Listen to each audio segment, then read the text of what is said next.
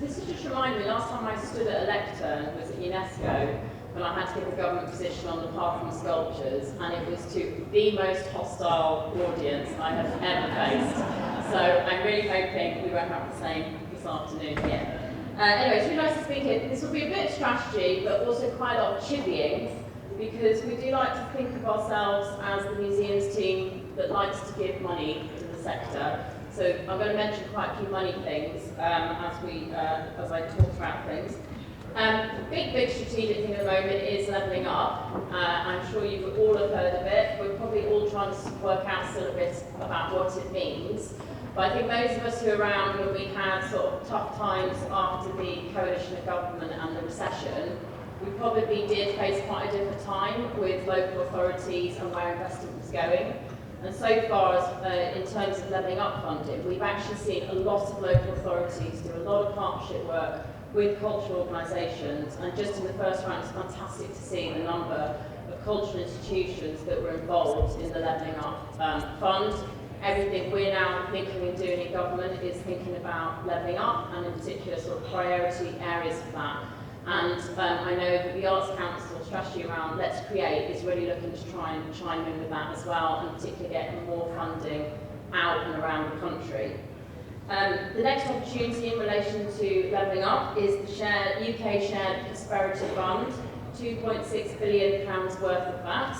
So my big message to you is to get in touch with your council services and discuss how you can get involved and how best to deliver against these objectives. The local authorities and councils are the leaders here, but we are hearing from a lot of councils, as I said, across the country, that they are really alive to and listening to cost and seeing the value of cultural heritage and sort of how vital they are to that sort of investment in their communities, the outreach and the work that you do is way beyond the sort of superficial. I'm just going to say a little bit to reflect on recovery, because a few people have mentioned this today, and also quite a big message in relation to AIM. So we heard Nick earlier from Ironbridge talk about COVID support and conversations at DCMS, and actually it was Emma who picked up the phone from AIM and said to us, this is happening at Ironbridge, this is happening at some of the other museums as well. We got straight on the blower to these organisations. And actually what resulted in the Cultural Recovery Fund started in those conversations with museums. And then, out of that, we got 100 million out to museums during that period, which was absolutely vital. But, I sometimes think people who won't know us might think we sit in a bit of an emerald tower, but it's because we had this really crunchy, real life impacts happening from what was going out there in the sector to say, this is the crisis, this is what's going on. The same is on the furlough scheme. To begin with, we were told we couldn't use it if anyone got public funding. And after a lot of wrangling, and me realising I was saying furlong instead of furlough for the first month, in my very impassioned speeches to Treasury, we actually managed to unlock that one. So that was, I know, a huge thing for many in our sector, which was fantastic. There's more funding coming out there. We have MEND. This is an iterative process. This is something that we're actually extremely proud of. Anissa Olahead, who used to work with me at DCMS, it's her baby, she named it, and it's probably the thing I'm most proud of that we've achieved in the last 5 years, because when we did the Mendoza Review of Museums in 2017, this is the message we kept hearing, and I hate to just keep coming out to talk to organisations and then saying no one is paying for maintenance. And this is a fund that we want to go on and on and on and on. So the process is iterative. We had round one, which was 18.8 million, which went to 35 organisations. 65% were AIM members. We have our second round, which is going on at the moment. That's 16.9 million, and the further round will be another 46.4 million. We're doing a big evaluation around this because this is for us to build the evidence, because as I say, I want this scheme to keep going. If I want to be known for anything in this job, it's fixing boilers, rods, roofs, drains, all of that jazz. It's a really important thing. So, and as I say, it is iterative. We know that some people have found the process for applying really difficult, and we know there is an issue with the thresholds. So this is something that we're looking at with Arts Council. And the other thing that's great about the fund is it's a fund that also involves Historic England and Heritage Fund, and it is brilliant to be able to use all of that intelligence in the room when we're looking at applications to make sure that we're actually making the right decisions for the right organisations, but that we are flexible and we keep responding, because the scheme, Lisa and I invented the scheme because we wanted it to meet sector needs, so it needs to meet sector need. We also have the DCMS Wilson Fund that is currently live, £4 million for that. Applications close on the 1st of August.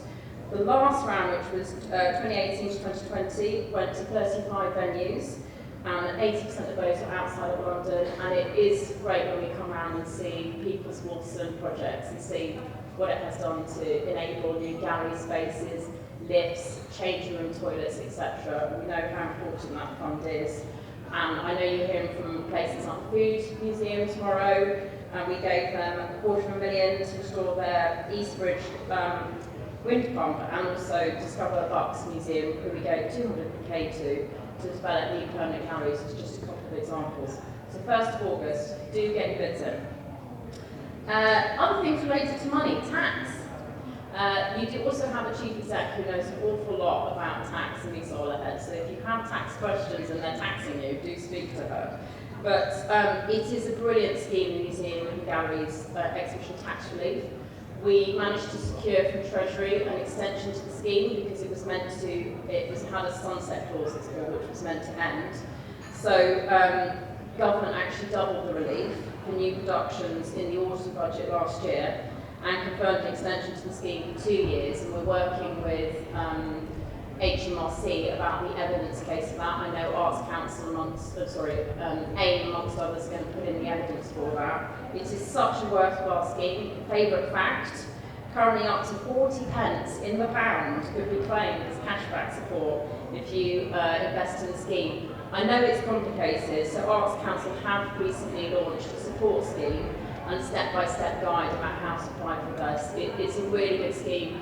We want as many museums as possible to use it, because not least because it helps prove to the taxman that it's really worth the investment.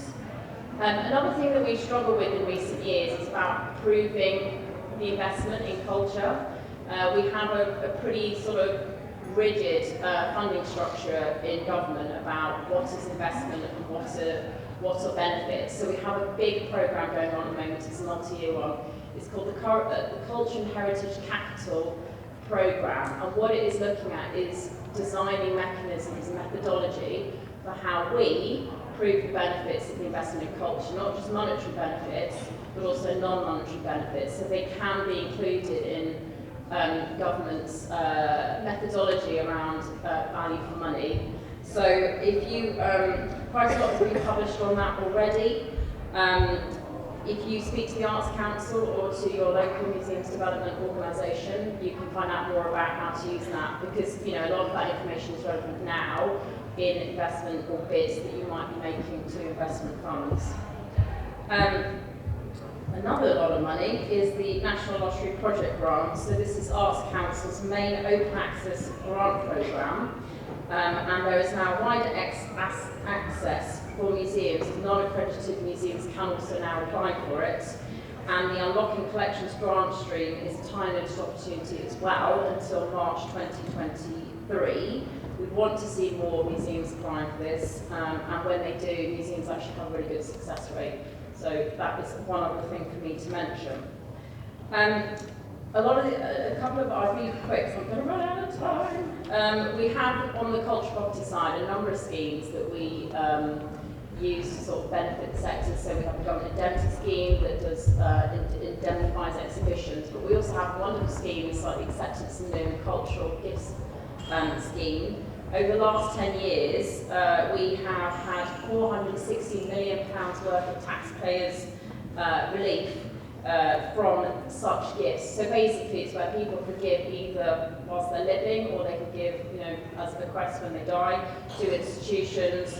70% of the gifts that we've seen in the last 10 years have come out of London, and it's really nice to see Nathaniel here from Charleston, because we had a fantastic collection of Duncan Grant drawings go to Charleston recently, and also really nice Hepworth going to Abbott Hall in Cumbria. Finally, I just want to mention museums development, which is really important to us and also to Arts Council. Arts Council invests around 3.3 million a year in the 9 regional museum development programmes that cover England. It is a really valuable programme. It reaches about 1,500 different museums each year and supports more than 3,000 individuals working in museums, many of whom are volunteers, who I know make up a huge part of the workforce of independent museums. It provides training, targeted support, small grants, events, conferences, seminars, networking events and focus programmes. The museum development teams have been really good at stepping up to support the sector during the pandemic with vital support, quick pivot to digital training, online coffees, we must have done millions of those, supports for people feeling isolated, online conferences, and working with the Arts Fund. They also gave quite a lot of vital COVID support, I know, particularly to smaller museums who weren't eligible to the Cultural Recovery Fund. The regional programmes for museums development have been working on a more national collaboration with annual museum survey, consistently applying a similar approach to training evaluation, programme pilots using Audience Finder and Impact and Insight toolkits with cohorts of regional museums, and the National Routes and Branches environmental programme initiated by the North West, but now being rolled out nationally.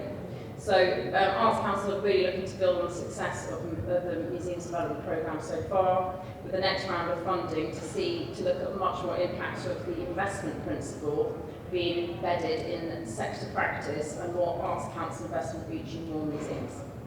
And I'll shut up because that was more than 5 minutes. Thank you.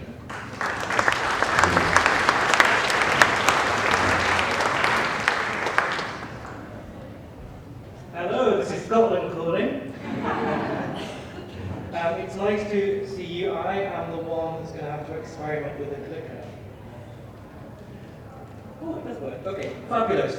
I'm Traynor. I'm head of museum development for Museums Galleries Scotland. I'm not going to talk to you about funding. There are people here from Scotland, and if you want sense, talk to me tonight before my first glass of wine. If you want success, wait till the fall.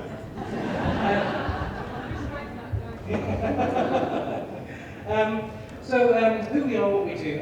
Museums Galleries Scotland are the national development body for Scotland's museums and galleries.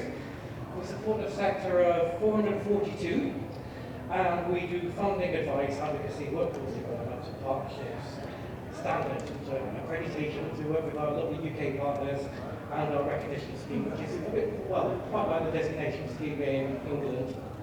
And we also have a national strategy, which is going further. And that finishes at the end of this year. And the building fund also finishes at the end of this year. And it's taking quite a lot of my time at the moment. So, like I say, 242 museums and galleries, 259 of those are accredited, and 183 of those are not accredited. And you'll see the distribution really across Scotland there, hopefully. Just a few quick stats, because numbers are always important. In 2019, there were 12.1 million visits to civic museums, which is a 30% increase since 2010-11. So we are really increasing our visitor base. 33% of visitors to Scotland cite history and culture as key motivators for a visit. And that rises to 51% for European friends and 52% for long-haul visitors. The tourism economy in Scotland is worth about 11.5 billion. That's basically how our sector is made up in Scotland. You'll see that the maths don't quite add up. Kind of brushing away, brushing that under the carpet because, the colours are still right. And that's how I live my life. I have a slide here about independent museums and galleries. This slide keeps me on my toes. So, 75% of tourism venues in Scotland, including the independent museums and galleries, are reporting numbers and turnover below 2019 levels. I'm sure that's the case in England as well. Are all common factors that we can talk about. It is slowly increasing. The visitor confidence is slowly increasing, which is a good news story. The other really good news story that Oh, see, that's not what I wanted to talk about, but I will. So, 60% are confident that their organisation will last more than a year. Chronic underinvestment in infrastructure, I'm sure you would have related to this before, with fantastic men's funds, which we're very jealous about in Scotland. There we go, 75% have more than 6 months reserves. So there is a good news story there, even though there is chronic underinvestment in infrastructure. And I don't know whether this is the same in England, and I'd love to compare notes.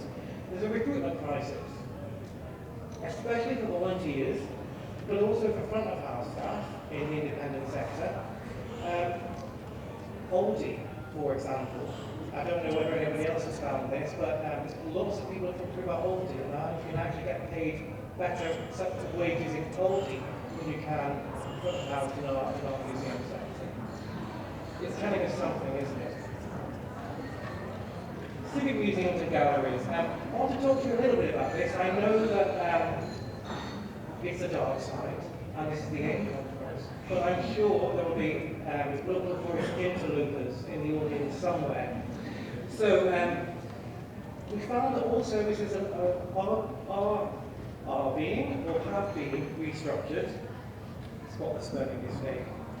Back of house and specialist staff have been reduced as resources are really directed to front of house to keep the venues open. All services have a budget black hole, and they're not really sure how to fill it just now. Before the elections, you'll have had elections here as well, there was a real active consideration of closing venues. That's got slightly more complicated as we've got new administrations now and people are kind of reassessing that kind of approach. Recruitment is an issue, and slightly different here. Specialist posts are very difficult to recruit for, as well as the front of house posts. And project funding is becoming increasingly problematic. In Scotland, museums aren't offered NPO status. So that's something we'd like to change. Underinvestment in infrastructure, again, is an increasing issue, and that real fear about how we achieve net zero as well. We can't do it without investment. So we are doing a big sector survey. It's going to be like the national audit, which took place in 2002. And this will use this as a benchmark. I know it's something that you do in England. We'll be looking more at equalities and best practice and social impact, and really looking at how we make sure we've got that up-to-date information about the museums and gallery sector in Scotland to be able to really tell the story to Scottish government. We're also doing a separate economic impact survey. I'm just going to swiftly move on from that. I'll talk to you about it, but I just don't want it on Twitter because it's a secret.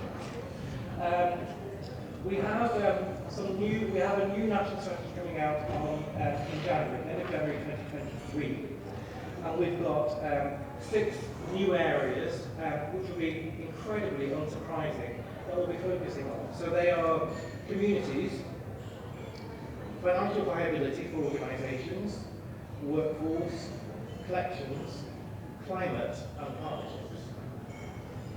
I'm sure none of those areas are a surprise to you, and what we'll be doing is going back out to the sector in August to really look at how we implement those areas, so how we do the thing. I just really wanted to talk to you about the other major project that has just delivered, and that is our Empire Slavery in Scotland Museum project. It was something that the Scottish Government asked us to lead on, and this became, Museums, Galleries in Scotland became the secretariat to an independent group that published 6 recommendations for Scotland, and I think these might be quite interesting. So recommendation 1 is that Scotland should have a dedicated space to address our role in empire, colonialism, and historic slavery. Recommendation 2, museums should ensure anti-racism is embedded in their workplaces and public spaces. Museums should involve the people of Scotland in shaping their work through co-production. museums that commit to research, interpret and share the history of Scotland's empire. We should support efforts to promote and embed race equality and anti-racism in the curriculum. And Scottish government to demonstrate their support for restitution and repatriation of looted items in Scottish collections. So the ESSM group has really pinned their colours to the mast, and we're awaiting a reply from the Scottish government. So those are the two real main projects I really wanted to talk to you about just now, just really so that you have an idea of, very swift idea of what's going on in Scotland. And that's me.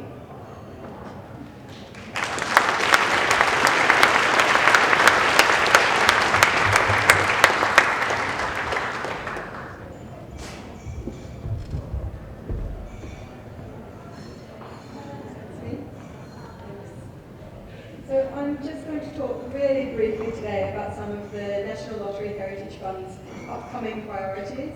I'll start with the sector as a whole really, and then provide just a little bit more detail on two initiatives that would be great if you would take a bit more of a look at. So they're our Heritage Pulse research panel and our Dynamic Collections campaign. But I'll start with some of the upcoming priorities. So just really briefly running through these. In terms of place, we support heritage projects that create better places to live, work and visit. And we've been giving a lot more thought about how projects can take a place-based approach. So that's about identifying challenges and opportunities, local partnerships, and benefits for both heritage and the wider places where projects take place. Another of our priorities, climate change. So we've been looking at how we understand the environmental impact of the projects that we fund. So we're working to establish a baseline measurement of the carbon footprint of our grants. We want to use this information to support the sector to decarbonise, and we'll have more to share about that in the first half of next year. In terms of innovation, last year we explored some of the key challenges and opportunities needing new ideas in the sector. Some of the main issues to emerge focused on the workforce, including volunteering and diversity, and there'll be more information on that soon too, about how we're going to progress that work. And then the final thing that I just wanted to mention that's sort of upcoming for us is that our board and committees are meeting later this month to kick off work on our long-term strategy and vision. And there will be opportunities input into that in due course. Just briefly, I thought I'd mention digital as well.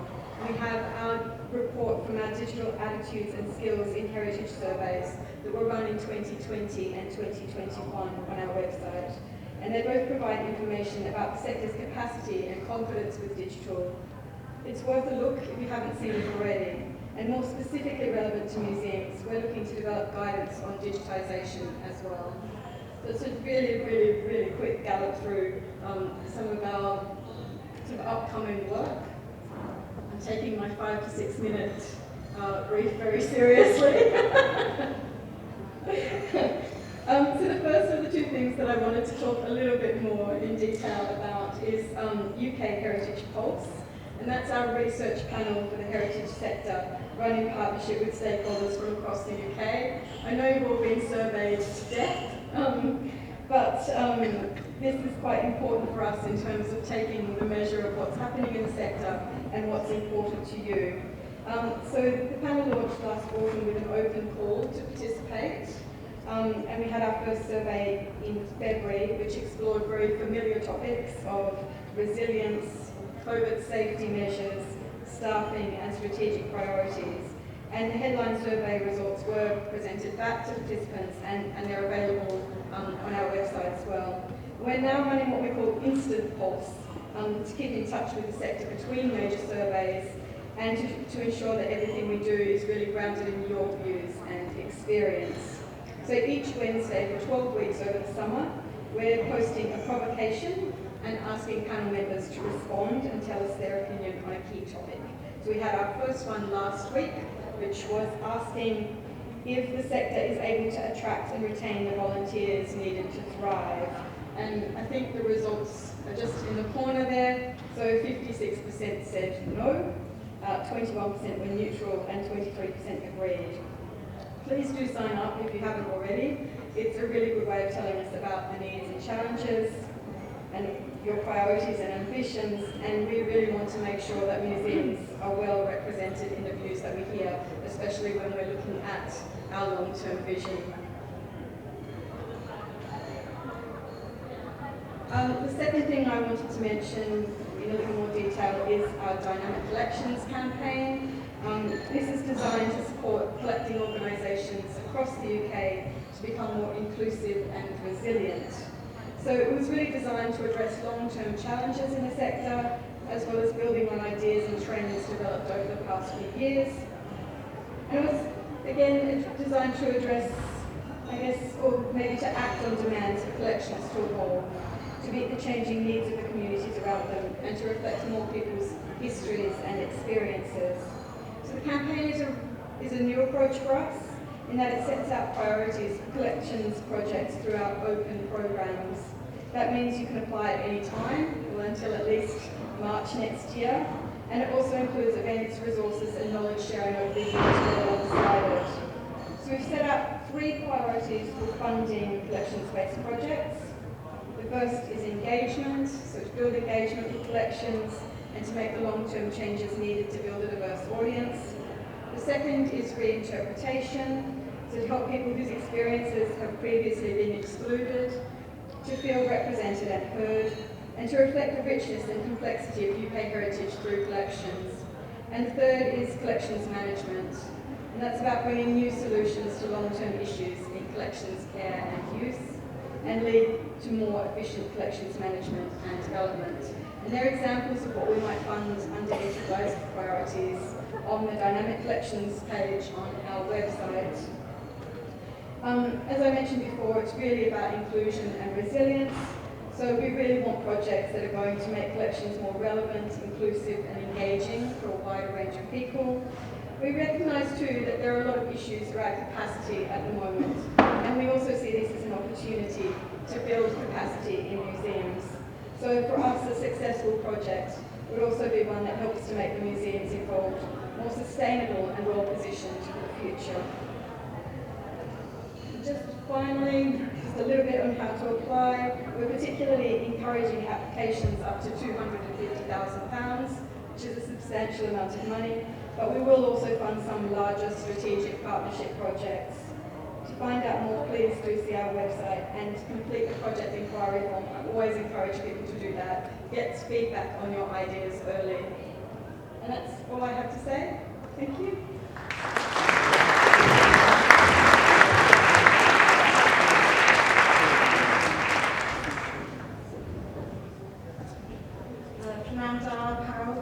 Good afternoon, everybody. My name is Victoria Rogers. I'm the head of museums and collections for the Welsh Government. Wales is peculiar in the UK nations as our sector support body is my team within government. So we're kind of a mix between DCMS and ACE at the same time. This means that we're very close to ministers and we're able to advise them using a background of real understanding of what's happening in the sector. And it also explains why I articulate our priorities for the sector in terms of, very much in terms of government priorities. I had planned kind of a whistle-stop tour of a lot of our government's priorities, but because of time, I'm going to just kind of concentrate on one. But before I do, I just want to bring your attention to the thing that's right at the bottom of this slide. We will be consulting and writing a new culture strategy for Wales. So we will be looking in the very near future to be kicking that off and involving sector support bodies like AIM and the Federation of Welsh Museums and individual local museums to make sure that their voices are heard within that. This is a terrible slide, that there's far too much text on it. But following the Senate elections last year, a new programme for government was published, and it really is a gift for museums. There's such a lot within it that we can help deliver, and like I say, it's too full of text, but hopefully the highlighted words demonstrate just how in tune museums already are to the programme for government commitments. So education, there's a new curriculum in Wales that's going to be starting to be taught in classrooms from September. Again, that's a real gift for local museums because it's focusing in on Cynefin, which is one of those Welsh words that is quite difficult to give translation to. But basically, the local is at the heart of the curriculum to then understand the national and then the international. So as you can imagine, local museums have got a real opportunity there to be seen as integral to the teaching of their local children and helping local teachers. Diversity, eliminating inequality, decarbonisation, digital, Cymraeg, Welsh language, mental health, social prescribing. There's a commitment to rolling out an all-Wales framework on social prescribing, so we'll be working closely with the colleagues in Welsh Government who are leading on that to ensure that museums and local museums are taken into account in that and contribute to the consultation around that. Also, identity and placemaking, developing services for vulnerable people. You get the picture. There are also two specific commitments for local museums, which is brilliant news for us. The first one, invest in our museums. Now that is great because that holds a multitude of sins, doesn't it? Anything that we want to do now can be saying that we're having to deliver that commitment.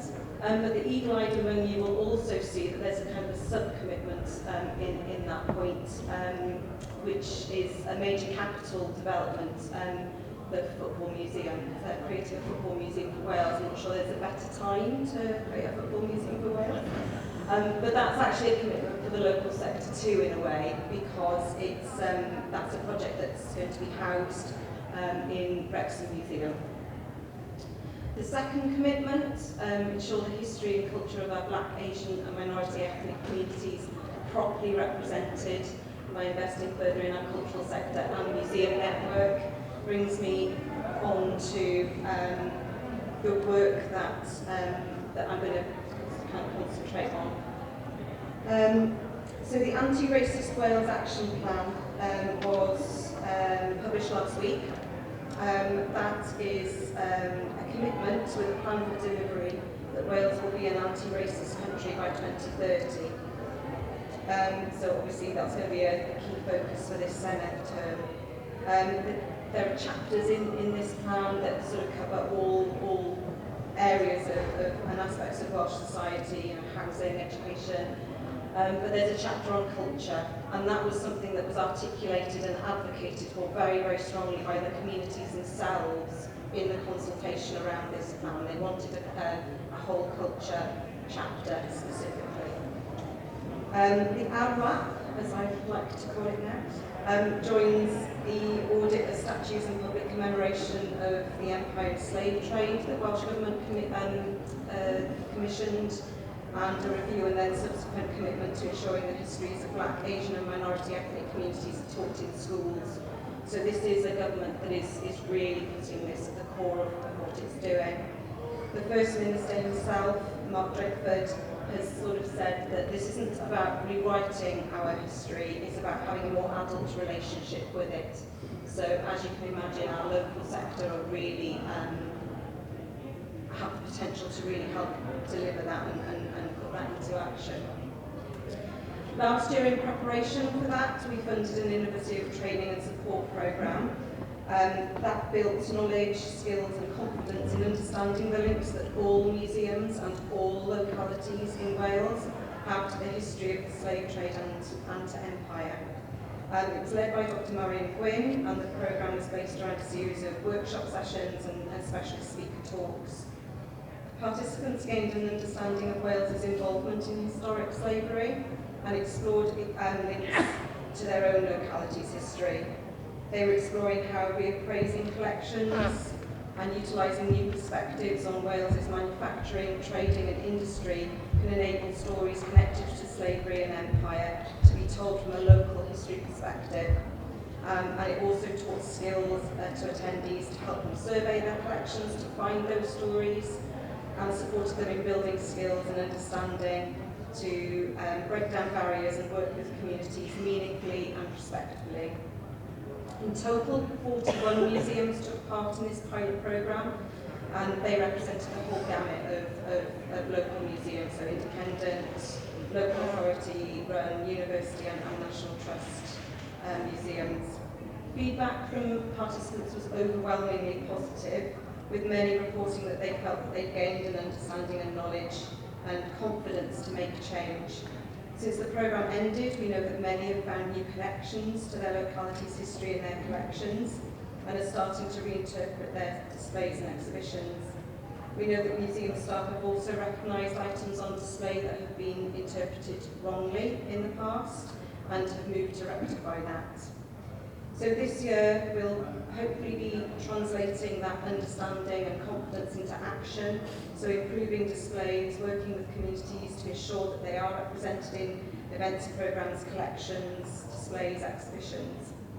The ARWAC will be supported by £4.25 million of funding over the next 3 years through the launch of an innovative grant scheme from Culture Division, which will cover our sponsored bodies, so AMGEF, the Cymru National Museum Wales in the museum field, but also we'll have a competitive grant scheme across our local museum, libraries and archive sectors. That scheme will be open for individual museums, but also sector support bodies like AIM and the Federation to put applications in. There's also going to be a ring-fenced fund for grassroots organisations to go to. Shall I stop there, because I know we're time. I'll stop there.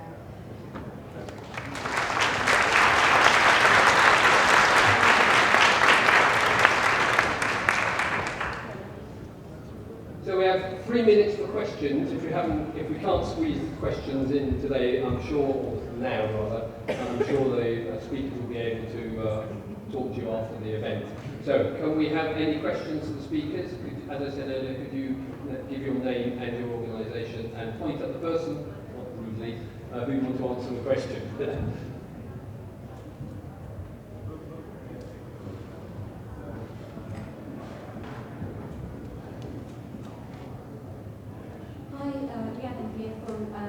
Historical Whitehouses with a question for the Heritage Literary Fund, if I may, which was about, you mentioned about the carbon neutral thing that you were going to be doing, and I was just wondering, is that going to become part of the funding criteria in the future, that we need to start looking at how our projects and our activities have an impact or not on the climate?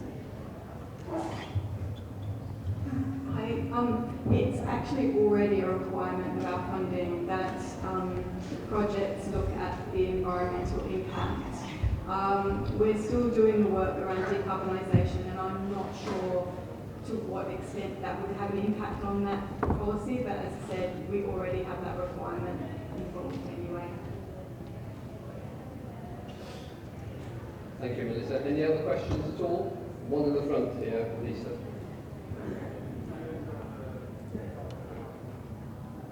Thank you. I'm Marion Nielsen. I'm from Birmingham. I'm a consultant writing new entry to the heritage field.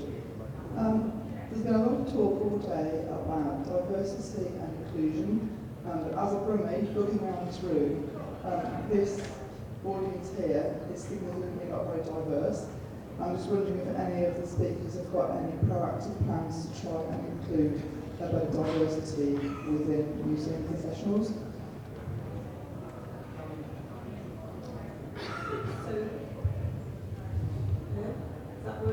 Yeah, it's working. So the Welsh Government, sorry, I can't see the speaker. Yeah, we're close to the mic. I can't see the speaker. Hello, hi.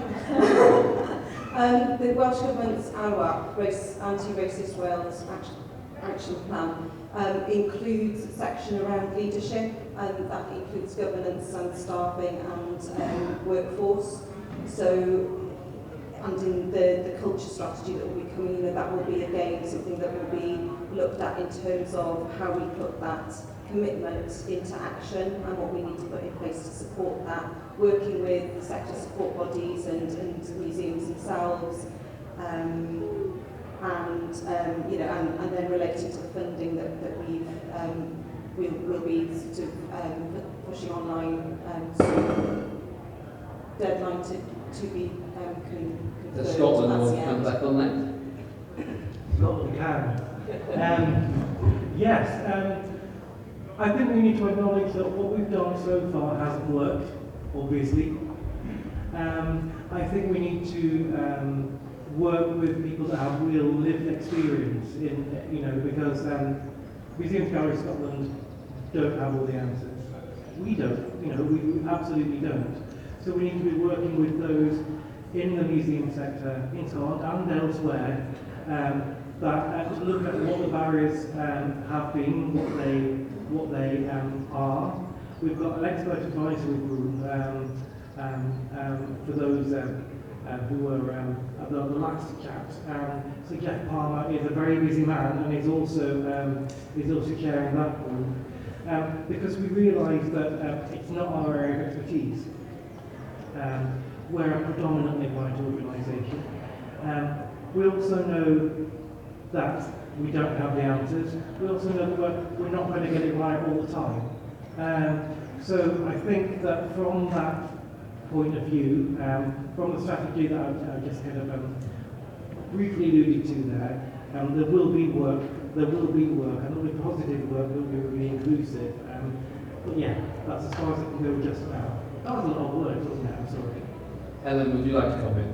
Yeah, just very briefly. I mean, I think previously we really focused on diversity and inclusion around audiences and access, and we've still got quite a way to go on that. But for example, with the Arts Council, their funding around national portfolio organisations, diversity is not just about the audiences, it's also about the workforce, and it's also about the boards, and that is a big thing for us as well with the national museums. With the nationals, we're definitely getting there with gender and race. I'm not sure about politics, but I'm not going to comment on that because I'm a civil servant. But yeah, so I think that sort of shift really helps because, as we well know, it's those learned experiences that make a real difference when people really understand what it means around accessibility and audiences. I'll just make one quick point on decarbonisation, because just one thing to say, the big evaluation we're going to do from MEND and also from the maintenance of investment in national museums is going to give us a methodology for the first time on decarbonisation around museums and also methodology around maintenance benefits, which doesn't currently exist, and we've tested it out across government. So that would be a big thing, so we will let you know on that one. Melissa, any further comment? We're doing a lot of work at the moment on our quality, diversity and inclusion review, and part of that is also about who we fund and the types of organisations we fund and who leads those organisations. But on the whole, I really agree with everyone else, and we need to look at diversity as a full kind of rounded area that looks at audiences, that looks at governance, that looks at what goes on in the museums and how people feel about going there, and audiences as well. So I think all those things need to be looked at together to make any kind of headway on any of it. One more question. Looks like that's it, Lisa. Right, would you like to join me in thanking Helen, Victoria, Joe and Melissa for a very excellent presentation?